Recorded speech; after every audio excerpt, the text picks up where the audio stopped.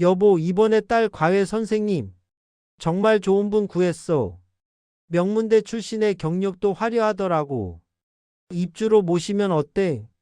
남편의 그 말을 들었을 때 저는 정말 순진했습니다. 고3 딸아이의 대입을 앞두고 좋은 선생님을 구해준다는 남편이 기특하기까지 했으니까요. 28살의 젊고 예쁜 여자 선생님이 우리 집 안방 바로 옆 방에 들어온 그날까지도 저는 아무것도 몰랐습니다. 아니, 정확히는 모르려고 했습니다.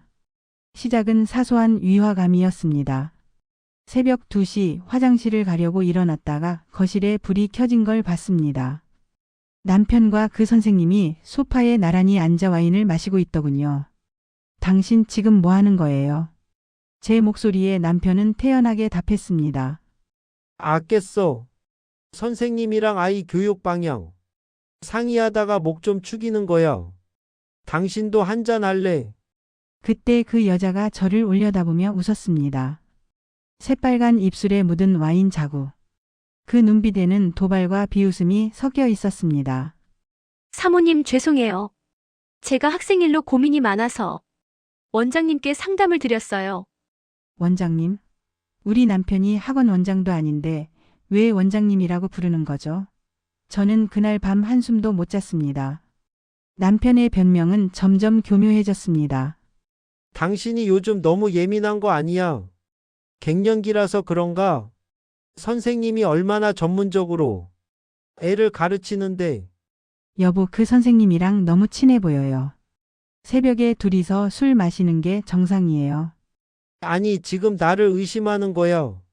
딸 교육 열심히 하려는 사람한테. 이게 무슨 소리야?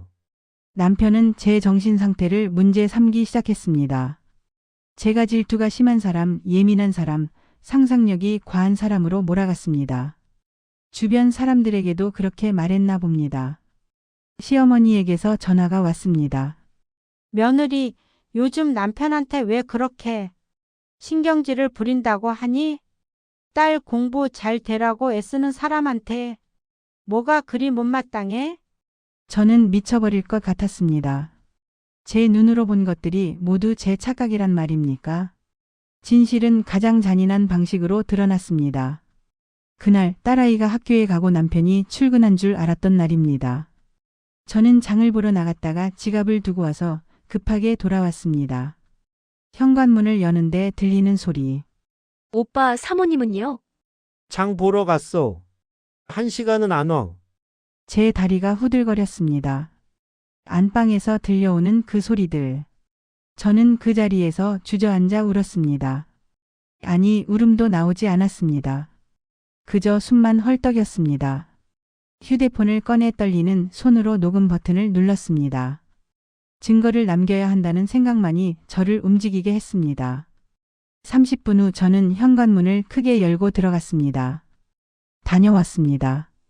허겁지겁 옷을 입고 나오는 두 사람. 남편의 셔츠는 단추가 엉망으로 잠겨 있었고 그 여자의 머리는 산발이었습니다. 당신, 출근 안 했어요? 아, 그게 서류 좀 가지러 왔어. 선생님은요? 왜 머리가 그 모양이죠? 그 여자가 뻔뻔하게 대답했습니다. 샤워하고 나왔어요. 사모님, 그리고 저는 알게 되었습니다. 참다 못해 남편의 휴대폰을 몰래 확인했습니다. 그리고 모든 진실을 알게 되었습니다. 그 여자는 과외 선생님이 아니었습니다. 3년 전 남편이 다니던 유흥주점의 아가씨였습니다. 남편은 그곳에서 그녀와 관계를 맺었고 그 후로도 지속적으로 만나왔던 겁니다. 카톡 대화방에는 끔찍한 내용들이 가득했습니다. 오빠 이제 사모님 코앞에서 만날 수 있어서 좋아요. 몰래 만나는 것보다 훨씬 짜릿해요. 그러게. 내 계획 완벽하지? 아내 눈앞에서 이렇게 당당하게. 사모님 표정 볼 때마다 웃겨 죽겠어요. 의심하면서도 확신 못하는 거 우리 좀 더 대담하게 해볼까? 어차피 저 여자는 증거 없으면 못 믿는 스타일이야. 저는 온몸이 떨렸습니다. 이게 사람입니까? 제가 25년을 함께 산 남편이 맞습니까? 더 끔찍한 건 그들이 저를 정신병자로 만들려는 계획까지 세우고 있었다는 겁니다.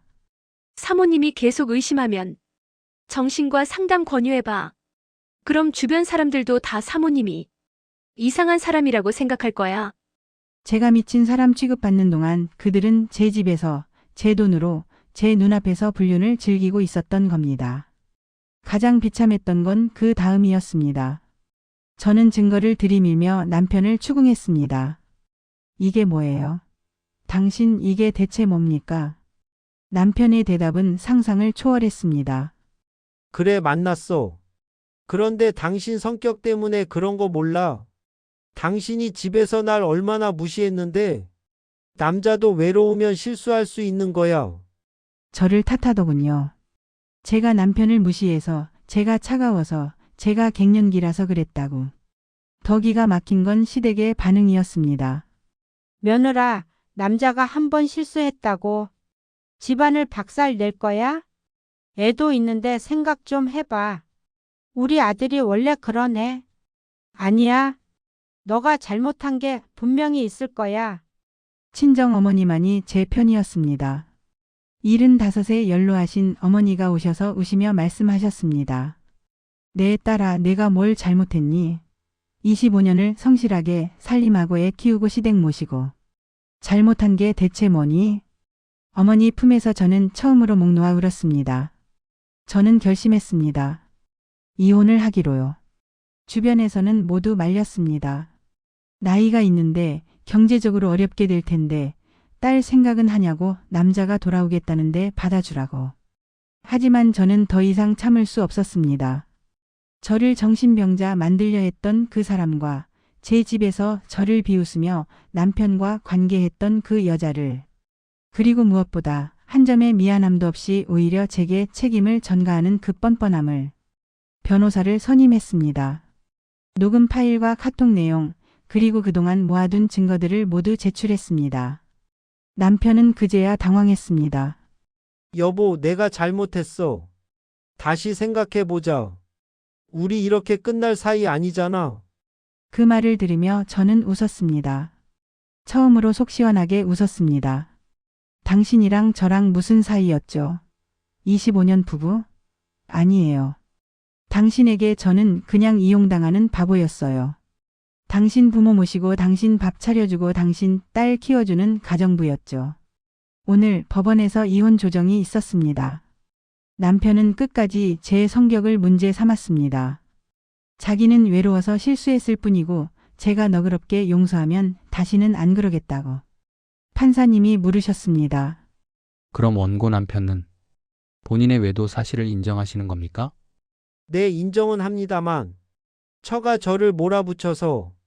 그 순간 판사님 눈빛이 차갑게 변했습니다. 본인 잘못을 배우자 탓으로 돌리시는 겁니까? 그것도 피해자인 배우자 앞에서요? 저는 그 자리에서 또 울었습니다. 누군가 제 편을 들어준다는 게, 제가 잘못하지 않았다고 말해준다는 게 이렇게 고마울 줄 몰랐습니다. 그리고 지금 이혼 소송이 진행 중입니다. 위자료와 재산 분할, 딸아이 양육권까지 다투고 있습니다.